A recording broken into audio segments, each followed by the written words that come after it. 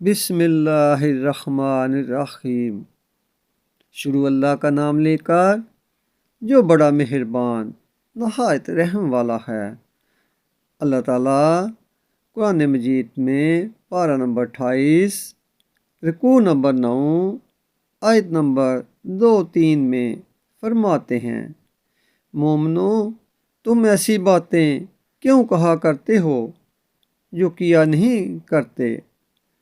خدا اس بات سے سخت بیزار ہے کہ ایسی بات کہو جو کرو نہیں۔